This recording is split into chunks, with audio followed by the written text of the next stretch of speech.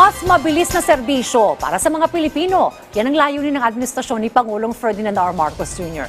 Sa tulong ng mas pinalaking pondo ng Local Government Support Fund o LGSF sa ilalim ng programang Sa Bagong Pilipinas, bawat bayan makikinabang.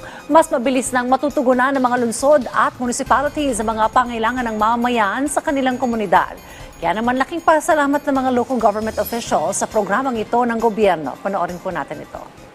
Our funds cannot cope with all these demands. The transport group, the PWD, the solo parent. Kulang po talaga yung kanilang pondo para sa kanilang development programs. Being a small LGU from a small town, di talaga makaya na sa gusto man namin na mabigay lahat. But the budget. We have farm-to-market roads that are really needed because my town is basically an agricultural area. In the past, inilalabas lamang ang pondo kapag ang lokal na pamahalaan ay nakapag-submit ng lahat ng requirement para sa panukalang proyekto. Hindi may kaila na minsan mahirap at mabagal ang proseso, lalo na sa mga maliliit at malalayong mga LGU. Kaya pinabilis at pinadiretso na natin ang pagdating ng LGFF sa bawat lokal na pamahalaan. Sa usaping pagkain, mula sa LGSF, mamamahagi tayo na 60 kilong bigas sa higit 5 milyong pamilyang Pilipino. Kakatanggap ang bawat pamilya ng 10 kilong bigas sa loob ng 6 na buwan kada taon.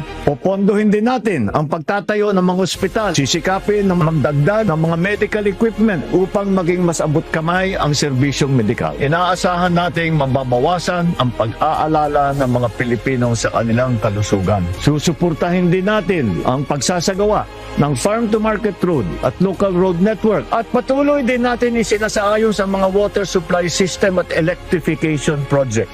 So with the LGSF that we are having now is really a big help and it could provide economic drivers in our locality. Ngayon, I can convene the senior citizens. This will benefit the farmers, the traders, our businessmen in the locality. Talagang inclusive ang programang ito. It's a big help na ma-implement namin yung vision for a better municipality. Maliban sa tulong po nito sa ating farmers, iba-iba rin po talaga lahat ng needs sa bawat LGU. Definitely, it's going to be a big help. Ang laking tulong talaga. It brings help closer to the people. Malacanang directly to the people.